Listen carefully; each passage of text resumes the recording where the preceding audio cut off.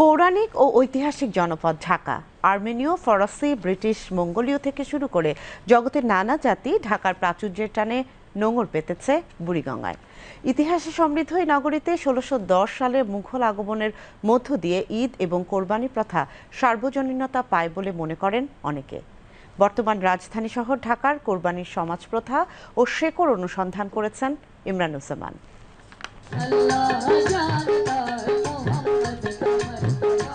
মুঘল আমলের সূচনা লগ্ন থেকেই ঢাকায় মুসলমান রীতিনীতি চোখে পড়ে। এর মধ্যে ১৬৪০ সালে মোগল অমাত্য মীর আবুল কাসেম কর্তৃক ধানমন্ডিতে ঈদগাহ প্রতিষ্ঠার মধ্য দিয়ে ঢাকায় প্রথম ঈদের আনুষ্ঠানিকতা পালনের প্রমাণ মেলে।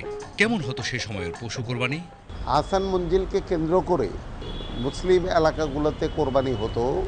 সেই কোরবানির আমেজ ছিল অন্যরকমের, এবং সেটা যে মানুষের মধ্যে মাংস বিলানো, মানুষ কিন্তু তখনকার সময়ে কেউ বাড়িতে মাংস নিতে আসতো না, বাড়ি বাড়িতে পৌঁছে দেওয়া হতো, এবং যারা কোরবানি করতো না তাদের বাড়িতেও কিন্তু পৌঁছে দেওয়া হতো। এই সব কিছু মিলিয়ে কোরবানির যে বৈশিষ্ট্য সেগুলা কিন্তু বজায় রেখে ঢাকার কোরবানির প্রচলন ছিল। ১৮৫৯ সালে বুড়িগঙ্গার তীরে ইসলামপুরের কুমারটুলি এলাকায় নবাব আব্দুল গনি তার পিতার নামে তৈরি করেন আহসান মঞ্জিল।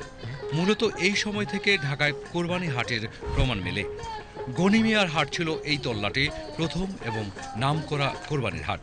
প্রায় ঢাকা শহরেও আপনার নিজেরা গরু পেলে গরু কোরবানি করত। পরবর্তীতে যখন হাটের প্রচলন হলো, তখন বিখ্যাত হাট হলো গনি মিয়ার হাট।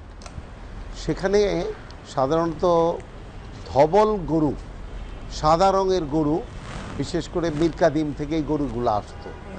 রমজান যাতা ১৪৫৭ সালে সুলতান নাসিরউদ্দিন মাহমুদ শাহের শাসনামলে তার কন্যা মুসাম্মদ বখত বিনতে বিবির গড়া বিনোদ বিবি মসজিদ ঢাকার নারিন্দা পুলের পাশে এটি নির্মিত হয়।